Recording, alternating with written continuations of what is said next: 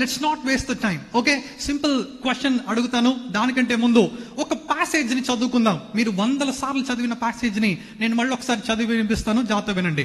యోహాను సువార్త, the book of John, the gospel of John, chapter 21, చివరి అధ్యాయం 15 నుంచి 19వ వచనం వరకు చదువుకుందాం.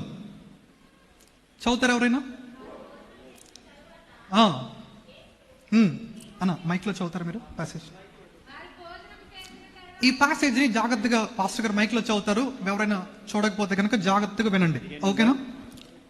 15 నుంచి 15వ వచనం చదువుకుందాం. వారు భోజనం చేసిన తరువాత యేసు సీమోను పేతురును చూచి, యోహాను కుమారుడైన సీమోను, వీరికంటే నీవు నన్ను ఎక్కువగా ప్రేమించుచున్నావా అని అడుగగా, అతడు, అవును ప్రభువా, నేను నిన్ను ప్రేమించుచున్నానని నీవే ఎరుగుదువని ఆయనతో చెప్పాను. యేసు, నా గొర్రె పిల్లలను మేపుమని అతనితో చెప్పాను. మరలా ఆయన, యోహాను కుమారుడైన సీమోను, నన్ను ప్రేమించుచున్నావా అని రెండవసారి అతను అడుగగా, అతడు, అవును ప్రభువా, నేను నిన్ను ప్రేమించుచున్నానని నీవే ఎరుగుదువని ఆయనతో చెప్పాను. ఆయన, నా గొర్రెలను కాయమని చెప్పాను. మూడవసారి ఆయన, యోహాను కుమారుడైన సీమోను, నన్ను ప్రేమించుచున్నావా అని అతన్ని అడిగాను. నన్ను ప్రేమించుచున్నావని మూడవసారి తన్ని అడుగునందుకు పేతురు వ్యసనపడి, ప్రభువా, నీవు సమస్తము ఎరిగిన వాడవు, నిన్ను ప్రేమించుచున్నానని నీవే ఎరుగుదువని ఆయనతో చెప్పాను. ఇక్కడ నుంచి చాలా కీలకంగా ఉంటది. 19వ వచనం వరకు చూడండి. యేసు, నా గొర్రెలను మేపుము. నీవు యవనుడవై ఉండినప్పుడు నీ అంతట నీవే నడుము కట్టుకొని నీకిష్టమైన చోటికి వెళ్ళుచుంటివి. నీవు ముసలివాడవైనప్పుడు నీ చేతులు నీవు చాచుదువు. వేరొకడు నీ నడుము కట్టి నీకిష్టము కాని చోటికి నిన్ను మోసుకొని పోవునని నీతో నిశ్చయముగా చెప్పుచున్నానని అతనితో చెప్పి అతడు, ఎట్టి మరణము వలన దేవుని మహిమ పరచునో ప్లీజ్ సూచించి, అండర్లైన్ దీస్ వర్డ్స్. చాలా అర్థం చేసుకోండి మాటలు, ఇక్కడ చాలా కీలకం ఇది. అతడు ఎట్టి మరణము వలన దేవుని మహిమ పరచునో దాన్ని సూచించి ఆయన ఈ మాట చెప్పెను. ఈ మాటలు చెప్పి, ఇట్లు చెప్పి నన్ను వెంబడించుమని అతనితో అనేను. ఇది ప్యాసేజ్ మనం డీల్ చేసేవి. ఇది మీరు కొన్ని 100 సార్లు వినేసి ఉంటారు కదా ఈ ప్యాసేజ్. కాబట్టి నేను దీంట్లోంచి ఏమి ఇవ్వగలనో మీకు నేర్పించడానికి ప్రయత్నం చేస్తాను. Okay, right. చిన్న ప్రార్థన, 3 ముక్కలు. ఓకే, కళ్ళు మూసుకోండి. Teachers what we know not, మాకేమి తెలీదో మాకు అది బోధించండి. Make us what we are not, మేమేది కాదో ఆ రూపంలోకి మమ్మల్ని మార్చండి. Leaders to where we are not, మేము ఎక్కడికి చేరుకోవాలో అక్కడికి మమ్మల్ని చేర్పించమని యేసు ప్రభువారి నామములో అడుగుచున్నాము తండ్రి, ఆమేన్. ఈ ప్యాసేజ్ గురించి చెప్పే ముందు యోహాన్ గురించి 2 మాటలు మనం తెలుసుకోవాలి. ఇక్కడ కూర్చున్న ప్రతి ఒక్కరిని నేను సూటిగా అడిగితే ఈ మాట చెప్తారు. సార్, యేసుప్రభువారు భూమి మీద ఎంతకాలం బ్రతికాడు అని అడిగితే 33.5 సంవత్సరాలని ఇక్కడ కూర్చున్న వారిని అడిగితే కంఠోపాతంగా ప్రతి ఒక్కరు చెప్పాలి. But if I ask you, how do you know that Jesus lived for 33.5 years? యేసుప్రభువారు 33.5 సంవత్సరాలే బ్రతికాడు అంటానికి మీ దగ్గర గ్యారెంటీ ఏంటి? వాట్ ఈస్ ద ఎవిడెన్స్ అని నేను అడిగితే మనం చెప్పగలిగిన సమాధానం ఏంటి? On what basis they have come to the conclusion that Jesus served only for 3.5 years? 30 సంవత్సరాలకి పరిచర్యకు వచ్చాడని బైబిల్ చాలా స్పష్టంగా చెప్పింది. కానీ 3.5 సంవత్సరాలే పరిచర్య చేశాడు అంటానికి మనకి బైబిల్ ఎప్పుడు చెప్పలేదు కదా. Then how we came to conclusion that Jesus served only for 3.5 years అని అడిగితే 3.5 సంవత్సరాలు ఆయన పరిచర్య చేశాడని చెప్తానికి మన దగ్గర ఉన్న ఆధారం ఏంటి? ఎప్పుడైనా ఆలోచించారా? ఏ పాస్టర్ అని అడిగారా? Have you ever asked? Sir, 3.5 సంవత్సరాలు అంటానికి మన దగ్గర ఆధారం ఏంటంటే ఈ జాన్స్ గాస్పెల్ లో ఉండే ప్రత్యేకత అదొకటే. స్కాలర్స్ అందరూ వాళ్ళు ఎలా కంక్లూడ్ చేశారో చెప్పిన ఈ 3.5 సంవత్సరాలు ఆయన పరిచయం చేసడానికి ఎవిడెన్స్ ఏంటంటే, సంవత్సరానికి యూదులు యెరూషలేం పండగకి 3 సార్లు వెళ్తారు. వాటిలో అతి ప్రాముఖ్యమైన పండుగ ఏంటంటే పస్కా పండుగ, పాస్ ఓవర్ ఫెస్టివల్ అంటాం. పాస్ ఓవర్ ఫెస్టివల్ కి అందరూ యేసు ప్రభువారు పరిచర్య మొదలు పెట్టిన తర్వాత 3 పస్కా పండుగలకు వెళ్ళాడని 4 సువార్థికులు చెప్పలేదు. కానీ 4లో యోహాన్ గారు ఒక్కడే చెప్పాడు. పస్కా పండగకి వెళ్ళాడని. కాబట్టి 3 పస్కా పండుగలకు ఆయన వెళ్ళాడు, 4వ పస్కా పండుగ ఆయన వెళ్ళినట్టు రాయబడలేదు. కాబట్టి ఆయన యేసు ప్రభు వారు 3.5 సంవత్సరాలు పరిచర్య చేశాడు, ఆయన పరిచర్య 3.5 ఏళ్ళకే పరిమితం అయింది అని యోహాన్ గారి ద్వారా మాత్రమే మనం తెలుసుకున్నాం తప్ప we don't have any internal evidence. బైబిల్లో ఇంకెక్కడ కూడా స్పష్టంగా రాయబడి లేదు, కేవలము యోహాన్ గారి ద్వారా మాత్రమే తెలుసుకుంటాం. యోహాన్ గురించి చెప్పమంటే ఒక్క యోహాన్ గురించి మాత్రమే ఇంట్రడక్షన్, ఈ యోహాన్ సువార్త 20 అధ్యాయాలు ఉండే ప్రత్యేకత చెప్పమంటే నేను 2 గంటలు చెప్పగలను. కానీ ఈ రోజు మన ప్యాసేజ్ యోహాన్ గారి గురించి మాట్లాడలేదు కాబట్టి, పేతురు గారి గురించి మాట్లాడుతున్నాం కాబట్టి మనం పేతురు గారి దగ్గరికి వెళ్దాం, యోహాన్ గారిని అక్కడ ఆపుదాం. యోహాన్ గారు పేతురు గారికి ఎంత ఇంపార్టెన్స్ ఇచ్చాడో మనం తెలుసుకోవడానికి ప్రయత్నం చేద్దాం. ఓకేనా? ఇప్పుడు దానికంటే ముందు సీరియస్ గా ఒక ప్రశ్న అడుగుతాను. ఓకేనా? ఇలా అడుగుతాను, జాగ్రత్త గుర్తుపెట్టుకోండి. మీరు ఎప్పుడైనా ఎవరినైనా ప్రేమించారా? మీరు ఎప్పుడైనా ఎవరినైనా ప్రేమించారా? Say yes or no. ప్రేమించారు. ఇప్పుడు నా రెండవ ప్రశ్న, సార్ మీరు ప్రేమించాను అని చెప్పడానికి ఎదుటి వ్యక్తులకి ఎలా చెప్పారు? మీరు ప్రేమించారు అన్నప్పుడు ఎలా చెప్పారు? మీరు ప్రేమించినప్పుడు మీ ప్రేమను ఎలా వ్యక్తపరిచారు? ఎలా వ్యక్తపరిచారు? సరే, మీరు ప్రేమిస్తానని ఎదుటి వ్యక్తికి చెప్పాలనుకోండి, ఎలా చెప్తారు? ఎలా చెప్తారు? పోనీ ఏం చెప్తారు? I love you. Right, very good. Let's come to conclusions. ఇక్కడ అక్కడ ఆపేద్దాం. ఐ లవ్ యూ అని చెప్తారు. సార్ నేను సీరియస్ గా క్వశ్చన్ అడుగుతాను. ఇక్కడ లవ్ అనే పదాన్ని తీసేసి నేను నిన్ను ప్రేమిస్తున్నాను అనే పదాన్ని తీసేసి నేను నిన్ను ప్రేమిస్తున్నాను అని చెప్పడానికి ఇంకొక పదం ఏం పెట్టగలం మనం? ప్రేమ అనే పదాన్ని తీసేసి ఎదుటి వ్యక్తికి నేను నిన్ను ప్రేమిస్తున్నానని ఏ పదం పెడితే సరిపోద్ది చెప్పండి?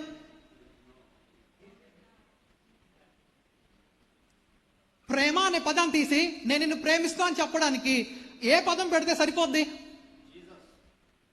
సరే, ఎదుటి వ్యక్తులు అడుగుతున్నాను. మీరు మీ భార్యనైతే ముందైతే నా భార్య ఉంది. I like you but I'm sorry, నేను నిన్ను ఇష్టపడుతున్నాను. ఇష్టము అనేది feeling, love is an emotion. ఇష్టము అనేది ఆశలు పుట్టుకొచ్చేది, అప్పటికప్పుడు మారిపోతాయి ఫీలింగ్స్. కానీ ప్రేమ భావోద్వేగం. ఇష్టాలు వెంటనే మారిపోయినప్పుడు మనం మారిపోతాం, కానీ ప్రేమించినప్పుడు ప్రేమ కోసం చచ్చిపోతాం. Love is an emotion, like is a feeling. ఇష్టపడుతున్నానంటే ఒకళ్ళు అనుకోవచ్చు, నువ్వు నన్ను ఇష్టపడుతున్నానని చెప్పావు, ఎప్పుడైనా ప్రేమించనని చెప్పావా అని అడుగుతారు. వెంటనే ఇష్టాలు మారతాయి, భావోద్వేగాలు, ఎమోషన్స్ మారవు. That is the difference. So మనం ఈ ప్యాసేజ్ ని కనుక అర్థం చేసుకోవాలంటే ముందు ప్రేమ అనే దాన్ని మనం అర్థం చేసుకోవాలి. ఎందుకంటే మనకు తెలుగు భాషలో ప్రేమిస్తున్నాను అని చెప్పడానికి ప్రేమకు మించిన ఆల్టర్నేటివ్ పదాలు ఏమీ లేవు. ఒకవేళ ఉన్న గ్రాంధిక భాషలోకి మనం వెళ్తే కనుక ఆ భాషలో ఉండే పదాలు మనకు అర్థం కాదు.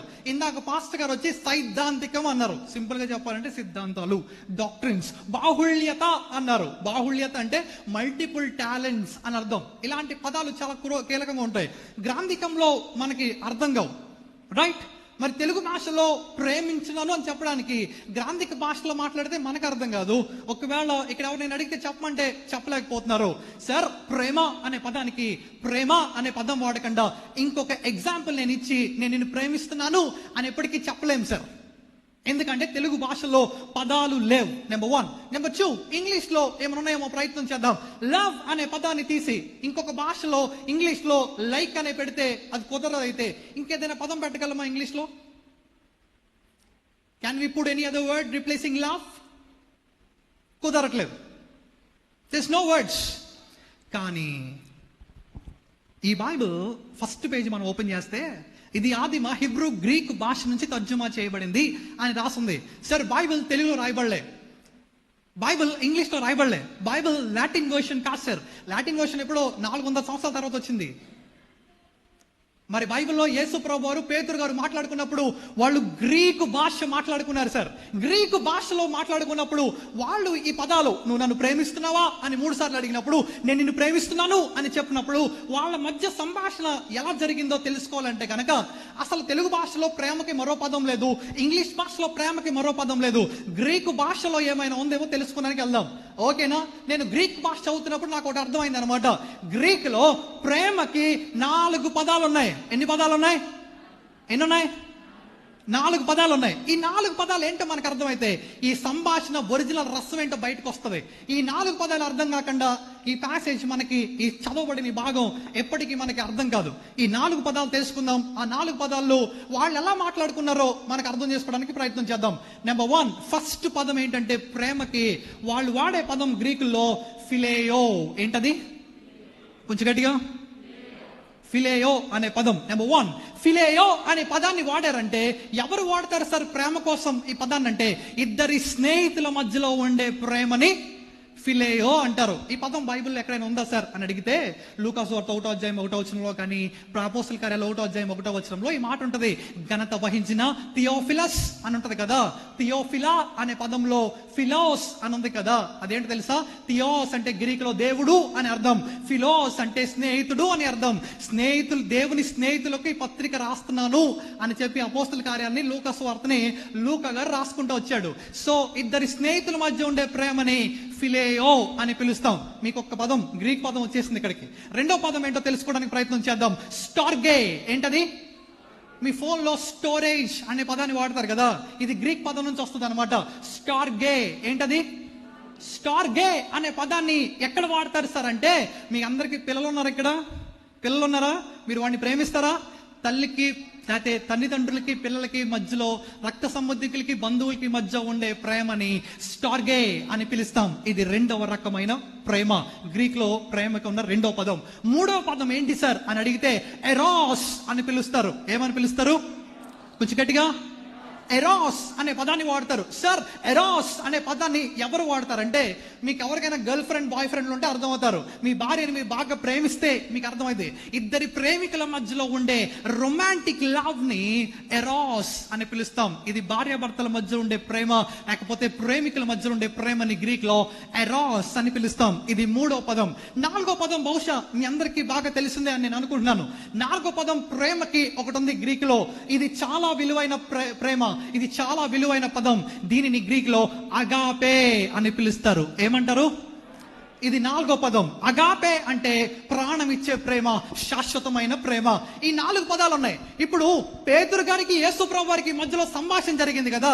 ఈ 4 పదాల్లో ఏ పదాలు పెట్టాడో మనకు తెలుసుకుంటే వారిద్దరి మధ్యలో ఉండే సంభాషణ ఏంటో మనకి చాలా క్లారిటీగా వస్తుంది. మనం అనుకుంటాం తెలుగులో, నువ్వు నన్ను ప్రేమిస్తున్నావు అంటే నేను నిన్ను ప్రేమిస్తున్నాను ప్రభు అని చెప్పాడు. బాగుంది కదా. రెండోసారి అడిగాడు, యేసుప్రభు వారికన్నా చెవుడా? యేసుప్రభు వారికి అర్థం కాలేదా? రెండోసారి ఎందుకు అడుగుతున్నాడు నన్ను ప్రేమిస్తున్నావు పేతురు అని? వినబడలేదేమో. రెండోసారి అడిగితే పేతురు చెప్పాడు నేను నిన్ను ప్రేమిస్తున్నానని. మూడోసారి అడుగుతున్నాడు, మళ్ళీ వినబడలేదా? మూడోసారి అడుగుతుంటే పేతురు కోపం ఎందుకు వచ్చింది? సో ఇవన్నీ మనకు అర్థం అవ్వాలంటే, వ్యసనపడి అన్నప్పుడు పేతురు కోపం వచ్చింది. కోపం ఎందుకు వచ్చిందో మనకు తెలియాలంటే కనుక ఇందులో వాళ్ళ మధ్యలో ఈ 4 పదాల్లో ఇక్కడ ఏ పదాలు వాడారో మనం తెలుసుకుందాం. అప్పుడు దీంట్లో ఉండే రసం ఏంటో బయటకు వస్తుంది. దాని ప్రయత్నం చేద్దాం. నెంబర్ 1, నా టైం ఇంకా 25 మినిట్స్ మాత్రమే ఉంది. నేను షార్ప్ గా చెప్పుకుంటూ వెళ్ళిపోతాను. మీలో ఎవరికైనా బోర్ కొడితే వెళ్ళిపోండి కిందకి వెళ్ళిపోయి అయిపోయిన తర్వాత రండి. నాకు ఎటువంటి ఇబ్బంది లేదు. Okay, right. కొంచెం అర్థం చేసుకోవడానికి ప్రయత్నం చేద్దాం. టైం బట్టాను. Right, let's come back to the Greek. Number 1, Yesu ప్రభువారు నువ్వు నన్ను ప్రేమిస్తున్నావా పేతురు అని అడిగాడు కదా. అడిగేక ముందు దేవుడు ప్రేమను చూపించాలి కదా. ఎలా చూపించాడో తెలియాలంటే అయిపోయిన తర్వాత ఇంటికి వెళ్ళి 21వ అధ్యాయం చదవండి. ఇంతకీ ఏం చేస్తారో తెలుసా పేతురు వీళ్ళందరూ కూడా?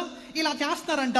యేసు ప్రభువారు 3.5 సంవత్సరాల పాటు వాళ్ళని తిప్పుకుని అద్భుతాలు చేసి పేతురుని దాని మీద నడిపించాడు. వాటర్ల మీద నడిపించి కళ్ళు లేని వాళ్ళకి కళ్ళు, ఆహారం లేని వాళ్ళకి ఆహారం, గుడ్డోళ్ళకి చూపు అన్ని ఇచ్చాడు కదా. ఇన్ని అద్భుతాలు చేసిన తర్వాత యేసు ప్రభువారు చనిపోయాడు. చనిపోయిన తర్వాత యేసు ప్రభువారు తిరిగి లేచాడు. వాళ్ళకి ఒకసారి కనిపించాడు.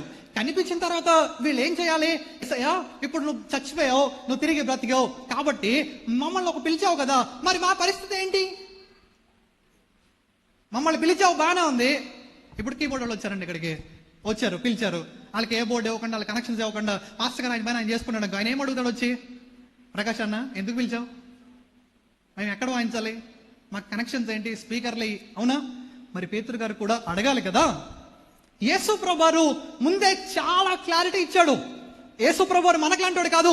పేతురుని పిలిచేటప్పుడు ఇలా పిలిచాడు, నేను నిన్ను మనుషులను పట్టు జాలరిగా చేస్తాను రా అంటే దాని అర్థం ఏంటి తెలుసా? నీవు నీ వలలు విడిచిపెట్టు, గలిలయ సముద్రాన్ని విడిచిపెట్టు అని చెప్పినప్పుడు పిచ్చ క్లారిటీగా వచ్చాడు. పేతురు పిచ్చ క్లారిటీలో మళ్ళీ చేపలు పట్టడానికి ఎప్పుడు వెళ్ళే 3.5 సంవత్సరాల పాటు. కానీ ఈ రోజు మళ్ళీ అది జరుగుతుంది అక్కడ. ఏమని తెలుసా, యేసుప్రభు వారు కనిపించేటప్పటికి 2 సార్లు కనిపించినా సరే యేసుప్రభు వారి మాట లెక్కకుండా మళ్ళీ నేను చేపలు పట్టడానికి వెళ్తాను, నాతో పాటు ఎవరైనా వస్తారంటే వెనకాల 11 మంది బయలుదేరారు. ఇండియన్ క్రికెట్ టీం లాగా క్రికెట్ ఆడడానికి వెళ్ళినట్టు 11 మంది లాగా ఆయన కెప్టెన్. కానీ ఒక మాట చెప్పిన, యేసుప్రభు వారితో ఉన్నంతసేపు చాలా బాగుంది జీవితం. యేసుప్రభు వారి మాట కాదని ఎప్పుడైతే పేతురు తన జీవితంలో వెళ్ళాడో ఒక్క చేప కూడా రాత్రి పడలేదంట. నిరాశతో వస్తున్నాడు. హీ వాస్ అన్ ఎక్స్పర్ట్, నైపుణ్యత కలిగిన వాడు. క్షణ క్షణం ఆయనకి గలలే నది సముద్రం మీద ఆడుకున్నవాడు. ఎక్కడ ఏ చేప ఏ టైం పడుతుందో పర్టికులర్ గా తెలిసినాడు. రాత్రంతా ప్రయాసపడిన ఒక్క చేప కూడా వారు పట్టుకోలేదు. He's just failure. నిరాశతో వస్తుంటే అప్పటికి అనుకున్నారంట, మనం యేసుప్రభు వారి కోసం ఎదురు చూడాల్సిన వాళ్ళు నీ వల్ల ఇక్కడికి వచ్చా ఒక్క చేప పడలేదు. సృష్టి కూడా సృష్టికర్త మాటకు లోబడుతుందని చెప్తున్నారంట. ఆ పాయింట్లో నిరాశతో వచ్చేస్తుంటే, అమ్మా నేను యేసుప్రభుని ఎందుకు బాగా ఇష్టపడుతుంది తెలుసా? తో I have failed Jesus for many times. దేవుని చాలాసార్లు వదిలేసిన దేవుడు మాత్రం మనల్ని విడిచిపెట్టడమ్మా. మనము ప్రేమలో తేడా ఉంటుంది కానీ దేవుని ప్రేమలో ఎక్కడా తేడా ఉండదు. ఎందుకు తేడా ఉండదో చెప్తాను. రాత్రంతా చేపలు పట్టి వచ్చేస్తుంటే, అయ్యా పేతురు నిరాశపడకు, నీ కుడివైపున వలై అని చెప్పి ఆ రాత్రి గొప్ప చేపలు పట్టించి వాళ్ళు వచ్చేసిన తర్వాత అక్కడ రాయబడినమాట 15వ వచనం ఒకసారి చదవండి. వారు 15వ వచనం ఫస్ట్ లైన్, భోజనము చేసిన వాళ్ళు వచ్చే టైంకి యేసుప్రభు ఏం చేశాడు తెలుసా? మంచిగా చేపలు రెడీ కాల్చిపెట్టి తినండి అయ్యా అన్నాడు. చక్కగా తిన్నారు అందరూ. సైలెంట్ గా రౌండ్ టేబుల్ సమావేశం వేసుకుని ఆ చలిమంట కాగుతూ కూర్చున్నారు. ఇది జరిగిన పాయింట్ అక్కడ. కానీ యేసుప్రభు వారి ప్లేస్ లో నేనున్నా, ప్రకాష్ అన్న ఉన్నా, ఏం చేస్తామో తెలుసా నీకు? 3.5 సంవత్సరాలు నా వెనకాల తిప్పుకుంటే మీరు చేపలు పట్టడానికి వెళ్తారా దిక్కులేని వాళ్ళ? నా మాట లెక్కలేదు. 2 సార్లు కనిపించినా మీకు బుద్ధి లేదు, మళ్ళీ చేపలు పట్టడానికి ఎలా వెళ్ళావు అని చెప్పి గొప్ప విశ్వాసుల్ని, గొప్ప శిష్యుల్ని తయారు చేసుకున్న 4 తిట్లు తిట్టి వాళ్ళని పక్కన పెట్టేవాళ్ళేమో. మీలాంటి వాళ్ళు నాకు వద్దురా, మీకన్నా ఎవరినో తయారు చేస్తుంటే వాళ్ళకి పెడితే ఫుడ్ పెడితే వాడిని వెనకాల తిప్పుకుంటే నీకన్నా విశ్వాసంగా ఉండేవాళ్ళేమో అని చెప్పి యేసుప్రభు వారు శిష్యుల్ని తిట్టేవాడు. నేను యేసుప్రభు వారి ప్లేస్ ఉంటే మేమిద్దరం తిట్టేవాళ్ళం వాళ్ళని. కానీ యేసుప్రభు వారు ఎంత గొప్ప దేవుడు చెప్పనమ్మా. వాళ్ళంతా హృదయాన్ని బ్రేక్ చేస్తారు. దేవుడి మాట వెనకంటే మళ్ళీ చేపలు పట్టడానికి వెళ్తే ఓడిపోతున్న వాళ్ళని గెలిపించాడమ్మా. గెలిపించి నా బిడ్డలకు ఆకలేస్తుంది, పాపం రాత్రంతా ప్రయాసపడి వచ్చారు, ఆకలేస్తుంది అని చెప్పి వాళ్ళు వచ్చే టయానికి రెడీ చేసి పెట్టాడు. మా అప్పుడప్పుడు నాకు కోపం వస్తూ ఉంటుంది. ఇంట్లో నేను చేసిన ఏదో పనులు ఉంటాయి కొన్ని. ఇంటికి వెళ్తే మా అమ్మ అన్నం పెడుతుంది. అన్నం పెట్టగానే అలా తినటానికి ప్రారంభిస్తాను అంతే, మా అమ్మ నాన్న మొదలు పెడతారు గొడవ.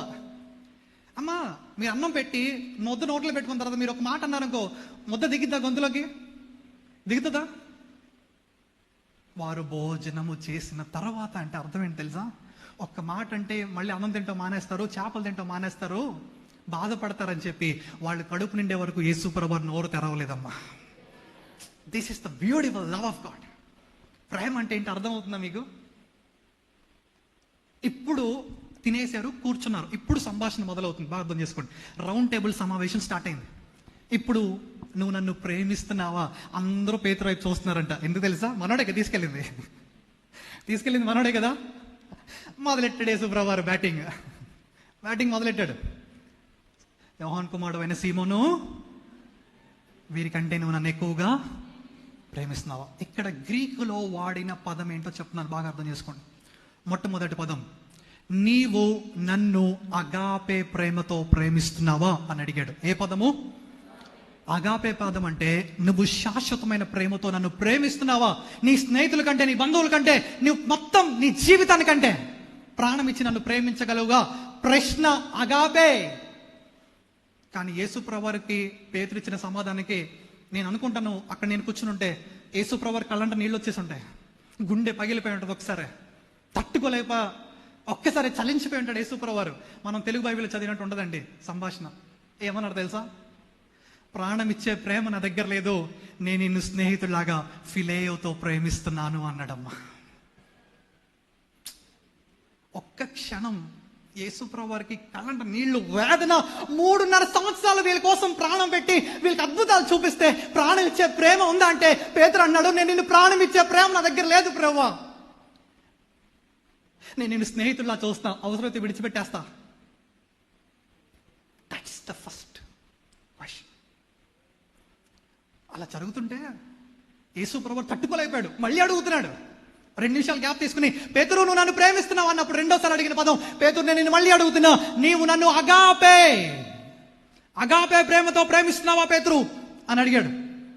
పేతురు ఏం సమాధానం చెప్పాడు తెలుసా? ఈసారి కూడా, ప్రభువా నువ్వు అడిగిన నా దగ్గర అగాపే లేదు, ప్రాణం ఇచ్చే ప్రేమ లేదు. నా దగ్గర ఏమో తెలుసా? ఫిలేయో.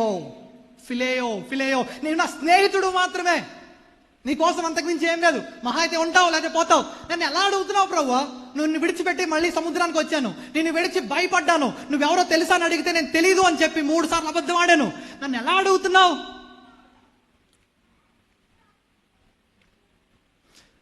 ఈసారి 3వ సారి అడుగుతున్నాడమ్మా, కనీసం మాటల్లో చెప్తాడేమో అని. తట్టుకోలేకపోయాడు యేసు ప్రభువు. అప్పటికి కళ్ళ నీళ్ళు వచ్చేస్తా ఉంటే నాకు తెలిసి. ఎంతో ప్రేమించాడు. పరలోక రాజ్యపు తాళాలు చేతిలో పెడతానని చెప్పాడు. భూమి మీద దేన్ని బంధిస్తావు? అలాంటి వాడు ప్రేమ ఉందా అని అడిగితే నా దగ్గర ప్రేమ లేదు అని డైరెక్ట్గా చెప్తుంటే తన హృదయం కన్నీరు అయిపోతున్నప్పుడు 3వ సారి అడుగుతున్నాడు. ఈసారి అన్న చెప్తాడేమో అని అనుకుంటాం మనం. కానీ ఈసారి 3వ సారి సంభాషణ ఇలా జరగలేదు. ఈసారి ప్రశ్న మారింది. నేను అడిగే ప్రేమ నీ దగ్గర లేదా?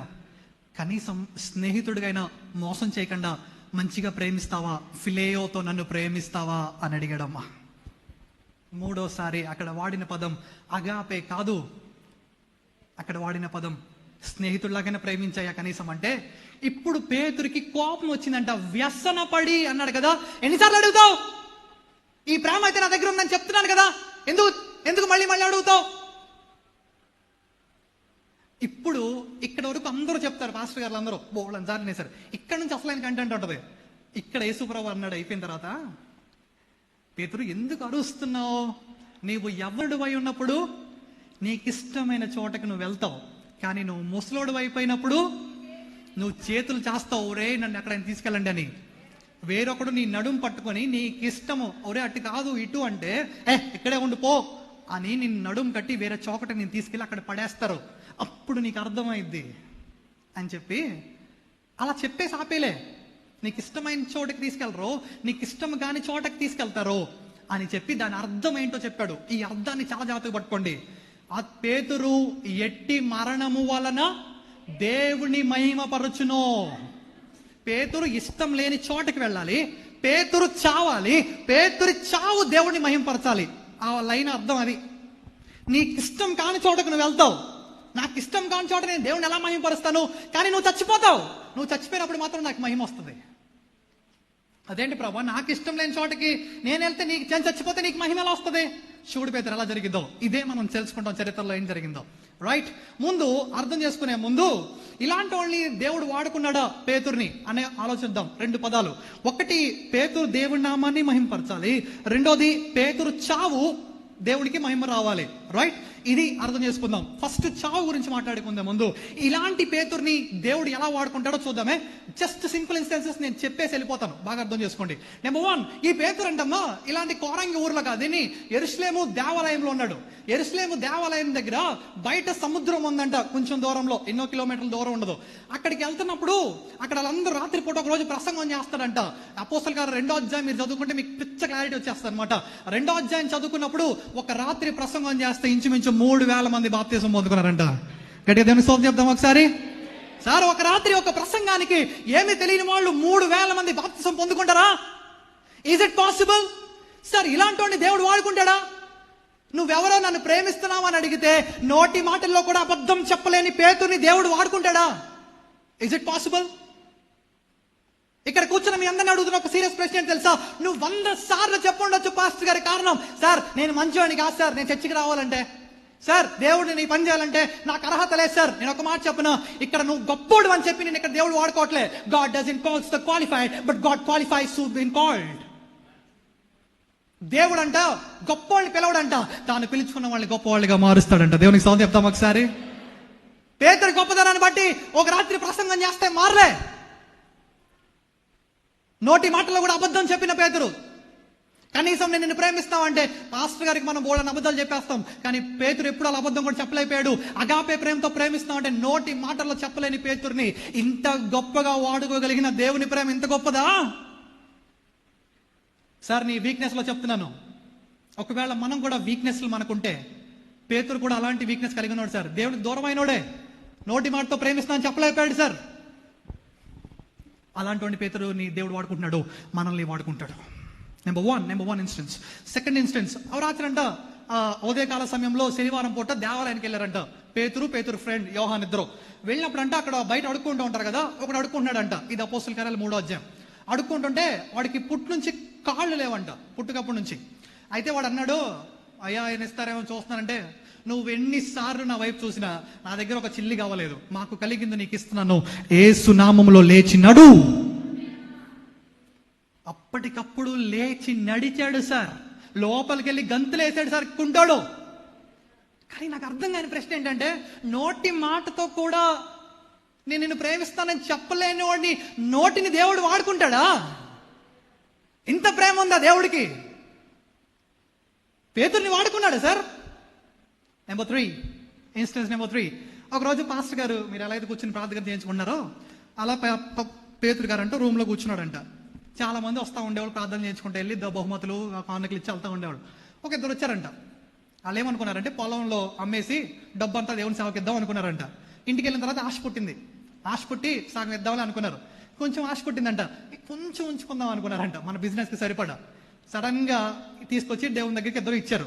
పేతురు అన్నాడు, మీరు ఇంతకే అమ్మారా అంటే అబద్ధం చెప్పారు. ఇంతేనా? భార్య భర్తలు మంచి కోఆర్డినేటెడ్గా ఉన్నారు. వెంటనే ఇక్కడ నా పాయింట్ అననీయ సఫీర్లు కాదు, కానీ నా పాయింట్ ఏంటంటే, పేతురు నోట్ల నుంచి వచ్చిన శక్తి, నువ్వు ఇప్పుడే మరణం అవుదు గాక అన్నప్పుడు వెంటనే వాళ్ళిద్దరూ చచ్చిపోయారు సార్.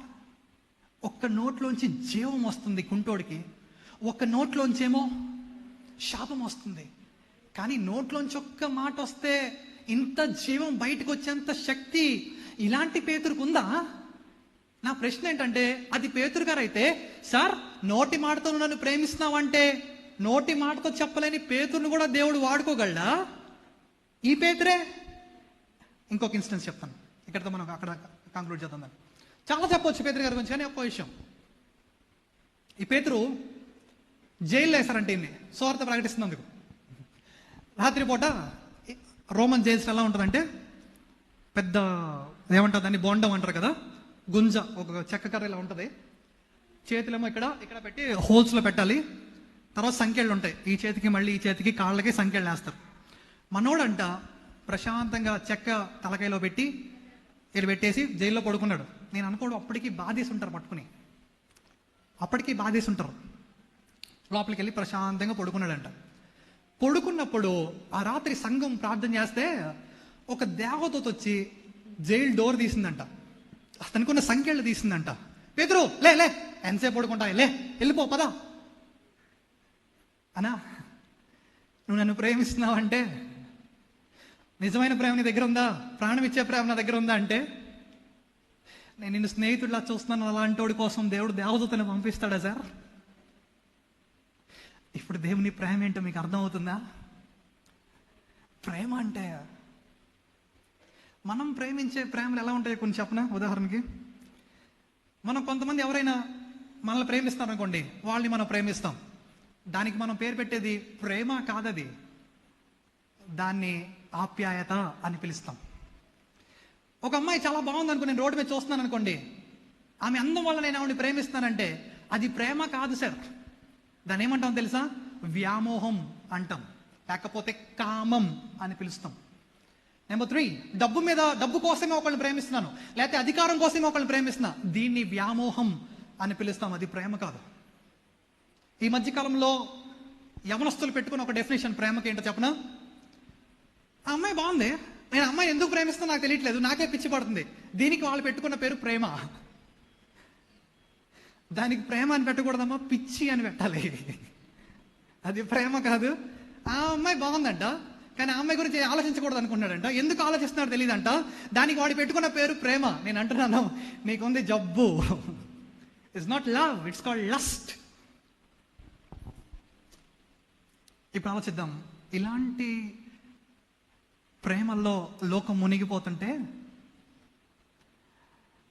నోటి మాటతో కూడా చెప్పలేని పేతుర్ని దేవుడు మాట తృణీకరించిన పేతుర్ని, నువ్వు నన్ను ప్రేమించకపోయినా పర్లే, నేను నిన్నే గొప్పగా వాడుకుంటానని చెప్పి తాను గొప్పగా వాడుకుంటున్న దేవునికి, ఆయన చూపించే కృపకి మనం పెట్టే పేరేంటి తెలుసా? అగాపే. అగాపే. మనం గొప్పోళ్ళు, మరి దేవుడు మన పిల్లలే. సరే, ఇక్కడ కూర్చున్న ప్రతి ఒక్కరికి చెప్తున్నా, మీరు యాక్సిడెంటల్గా ఇక్కడికి రాలే, పాస్టర్ గారు బతిమలాడితే ఇక్కడికి రాలే, దేవుడు అనుమతిస్తే వచ్చారు మీరు అందరు లోపలికి. ఇక్కడ కూర్చున్న మీరందరూ విశ్వాస సమూహం. You Ben called, anointed. Pastor గారు బతిమలాడితే వచ్చారు మీరు అనుకున్నాడేమో. నేను అంటాను, బైబిల్ చదువుతాను, నాకు బాగా అర్థమైంది. It's all about his sovereignty. సర్వభౌమాధికారంలో దేవుడు నీకు అనుమతి ఇచ్చాడు కాబట్టి నువ్వు లోపల అడుగు పెట్టగలవు. ఈ ప్రపంచం అంతా పడుకున్నప్పుడు, ఈ ప్రపంచం అంతా పనిలో మూలిగిపోయినప్పుడు నీ పన్ను మానుకుని వచ్చావు చూడు, నిన్ను ప్రేమిస్తున్నాడు దేవుడు. నిన్ను ప్రేమిస్తున్నాడు దేవుడు.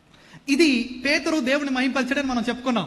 కానీ ఇప్పుడు అసలైన ఘట్టం రావాలి. మనం అసలైన ఘట్టం ఏంటంటే పేతురు చావాలి. పేతురు చావాలి. ఆ చావకు ముందు ఇంకొక విషయాన్ని మాట్లాడతాం. ఇప్పుడు ప్రకాష్ అన్న మంచి పాస్టర్ గారేనా కాదా? పురుషోత్తం గారు మంచి పాస్టర్ గారేనే కాదా? తండ్రి గారు ఎలా చెప్తారు? సాక్ష్యం ఏంటి? మీకు ఎలా సాక్ష్యం ఇవ్వాలో తెలియదు కాబట్టి నేను చెప్తా, జాగ్రత్తగా వినండి. నా సాక్ష్యం నేను చెప్పుకుని, నా కుటుంబంలో చెప్పుకుంటే డబ్బా కొట్టుకున్నట్టు మేము అంటారా? అమ్మ, మన గురించి మనం చెప్పుకుంటే సాక్ష్యం చెల్లిద్దా? కోర్టులో మీ గురించి మీరు చెప్పుకుంటే చెల్లిపోద్దా? చల్లదు. No, it doesn't work out. Point అంటే తెలుసా?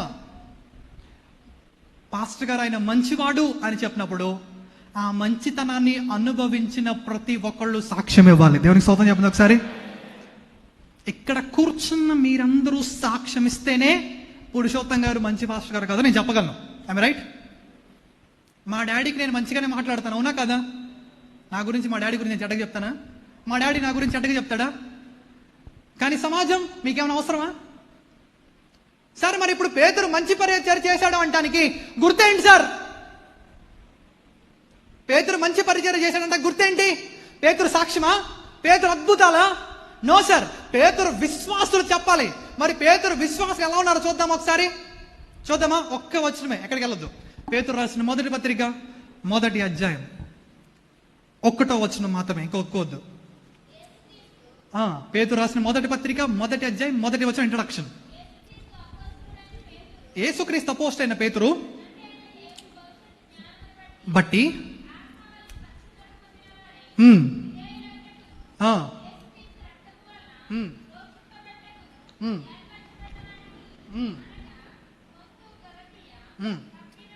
పొంతు, గలతియా, కపదోకియా, ఆసియా, బితూనియా అను దేశములయందు చెదరిన వారిలో చేరిన యాత్రికులకు శుభమని చెప్పి. సార్, పేతురు విశ్వాసులంట ఎక్కడెక్కడ ఉన్నారో తెలుసా మీకు? పొంతు, ఒకసారి చెప్పండి. పొంతు, గలతియా, ఆసియా, కపదోకియా, బితూనియా. సార్, అవి కోరంగి, పటవాల ఇలాంటి ప్లేసులు కాదు సార్, అవి దేశాలు. సార్, వీళ్ళందరూ విశ్వాసులు. పేతురు సూపర్ పరిచయం చేశాడు మీరు అనుకుంటున్నారా?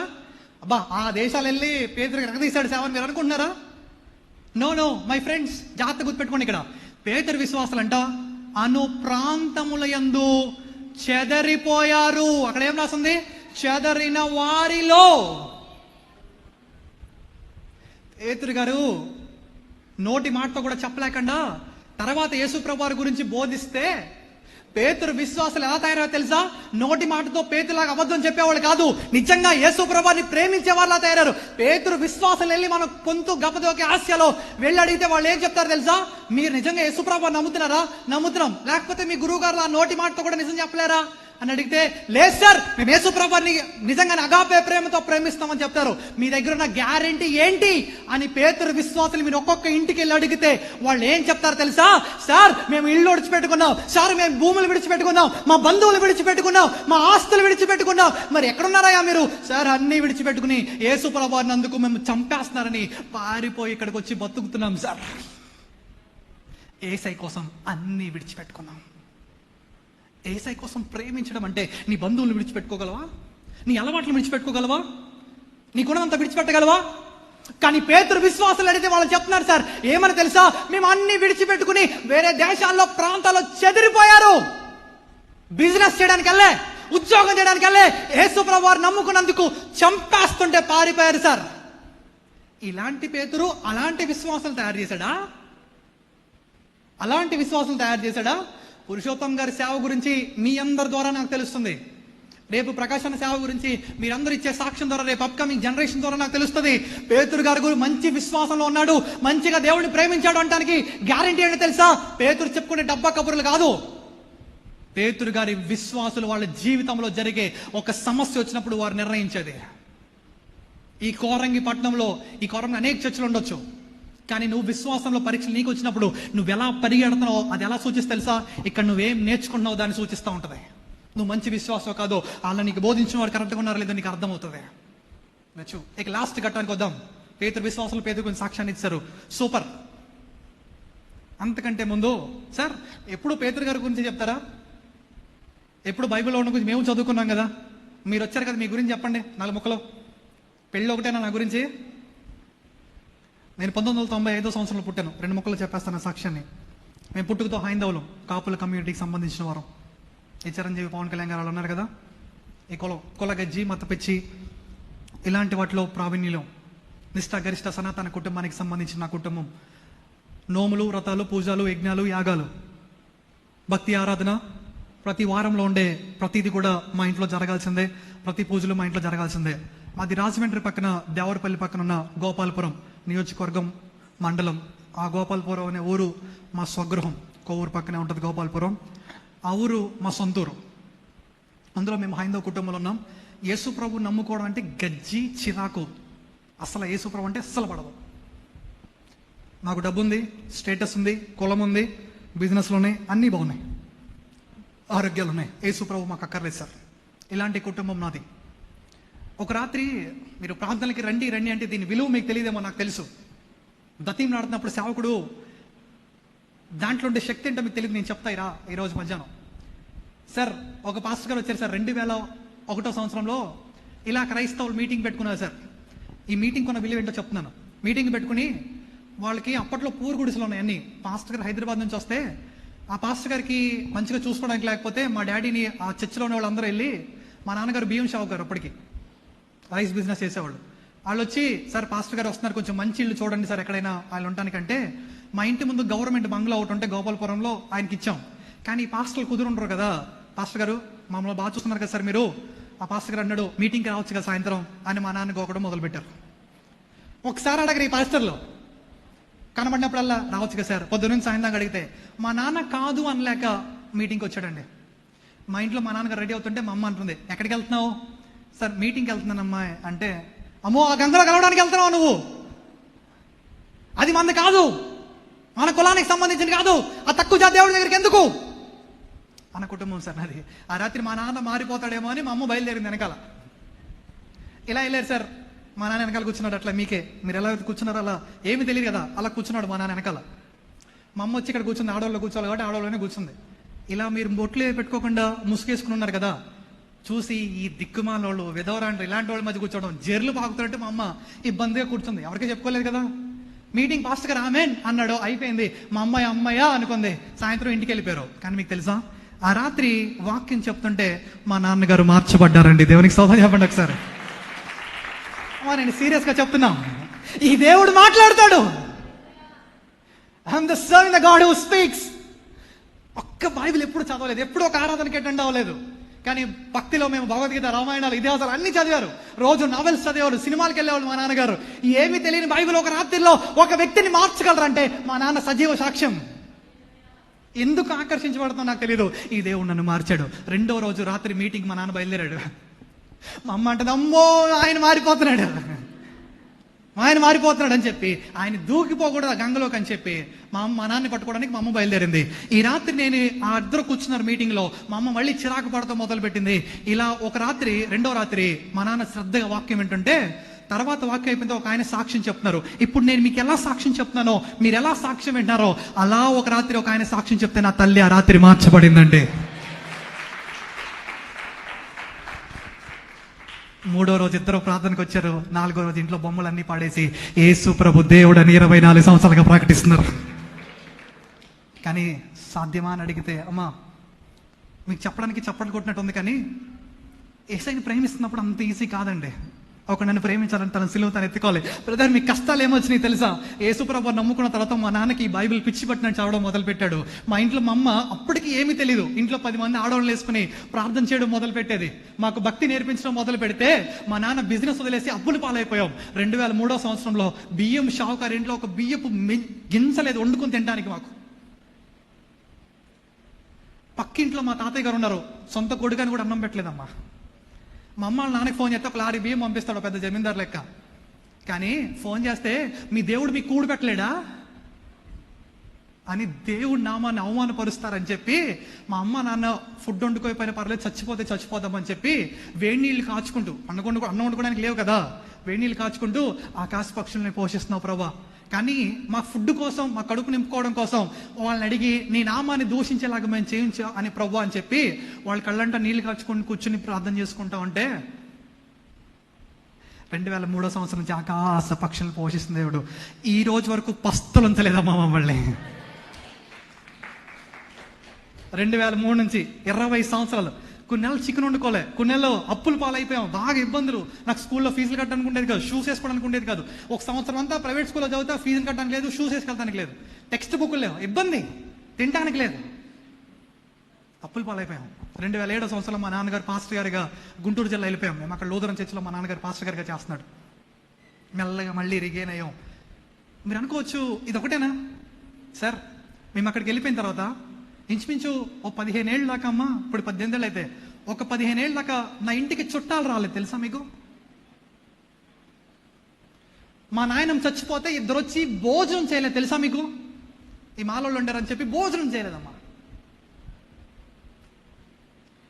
మీ ఇంటికి ఫంక్షన్స్ జరిగితే చుట్టాలు వస్తారు తెలుసా? అమ్మాయి బాబాయ్ అని పిలుచుకుంటూ ఉంటారు కదా అందరూ. నా ఇంటికి బంధువులు రాకపోతే 15 ఏళ్ళు ఆ బాధ ఎలా ఉంటుందని నన్ను అడగండి, నేను చెప్తాను. ఎందుకు సార్ మీరు ఇది అనుభవిస్తున్నారంటే యేసయ్యని నమ్ముకున్నందుకు. యేసయ్యని నమ్ముకున్నాం, యేసయ్యని ప్రేమిస్తున్నాం అని అడిగితే మాటల్లో చెప్పడం కాదు సార్. జీవితంలో అవకాశం వచ్చినప్పుడు నీ కోసం అవసరమైతే తల్లిదండ్రులైనా, భూములైనా, దేనైనా విడిచిపెట్టి వెళ్తే ఈరోజు నా కుటుంబంలో నిలిచింది సార్. మేమిద్దరు అన్నదమ్ములు, దేవుడు ఇద్దరిని సేవకు పిలిచాడు, ఇష్టం లేని చోట. అర్థమవుతుందా సాక్ష్యాలు? ఊరిని కోటేసుకుని వచ్చి కూర్చోలే, ఎన్నో కన్నీళ్ళు కారిస్తే కూర్చున్నాం, ఎన్నో ఇబ్బందులు పడుతున్నాం.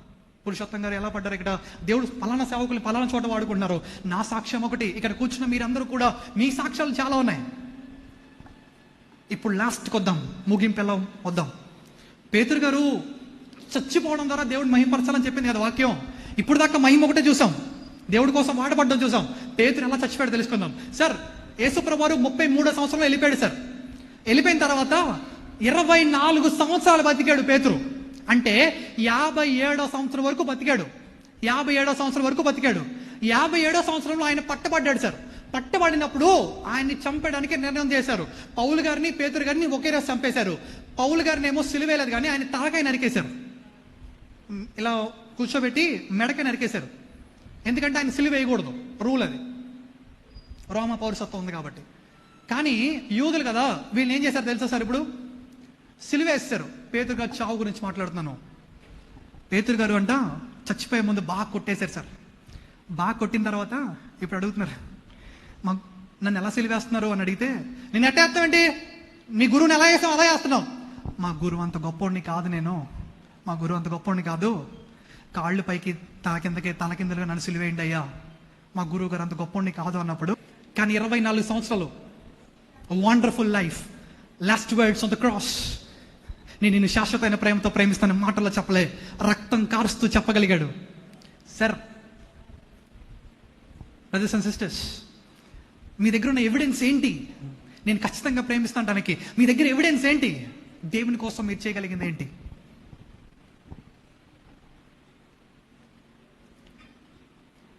యేసయ్య అడిగితే కనుక వాళ్ళందరూ చూపించుకోగలుగుతున్నారు. సార్, పురుషోత్తం గారు చేయారంటే ఆయన బోల్డ్ అంత పరిచర్య ఆయన చూపించగలడు. వాళ్ళ అబ్బాయిలు చూపించమంటే చూపిస్తారు. పేతురు విశ్వాసం చూపిస్తున్నారు సార్. ఈ రోజు పురుషోత్తం గారు కట్టిన ఈ సన్నిధిలో దేవుడి చేత పిలవబడిన మీరు, మిమ్మల్ని అడిగితే దేవుడు మీరు జీవితంలో చూపించగలిగింది ఏంటి? Do we have anything? ఇది నేను ఇస్తాను ప్రభా నీ కోసం. నన్ను అడిగాడు దేవుడు, నన్ను ప్రేమిస్తున్నావు వెంకటని. నేను నిన్ను ప్రేమిస్తాను ప్రభా అని చెప్పాను. ఏమి ఇస్తావు నా కోసం, నన్ను ప్రేమించగలవు అంటే, ఉంది ప్రభా ప్రాణం ఇచ్చే ప్రేమ అని చెప్పాను. ఏమి ఇవ్వగలవు అని అడిగాడు. ప్రభా నా జీవితంలో శ్రేష్టమైంది నీకు ఇస్తాను ప్రభా అని చెప్పాను. ఏమి ఇవ్వగలవు అని అడిగినప్పుడు, నేను నా జీవితంలో అతి శ్రేష్టమైంది నా యవ్వనాన్ని నీకు ఇస్తాను ప్రభా, రంకెలేసే వయసుని నీకు ఇస్తాను ప్రభా, పాపంలో ఖర్చు పెట్టే వయసుని పరిశుద్ధత కోసం వాడతాను ప్రభా అని నా జీవితంలో నేను ఒక నిర్ణయం తీసుకున్నాను. కాలేజీల్లో, బస్ స్టాండ్లో, సెల్ ఫోన్స్లో, ఇంటి దగ్గర, ప్రతికూలమైన పరిస్థితిలో, అన్యుల మధ్యలో, sir can you witness Christ? నువ్వు దేవుడిని ప్రేమిస్తాను చెప్పడానికి ఒక సాక్షిగా నిలబడగలవా? నేను అడిగితే నాకు ఏదైనా చెప్పండి, నేను వింటాను. కానీ ప్రాణం ఇచ్చిన ప్రేమ అడిగినప్పుడు నువ్వేం చెప్తావు అనేది సమాధానం నీకే వదిలేస్తాను. ఆలోచించుకోండి.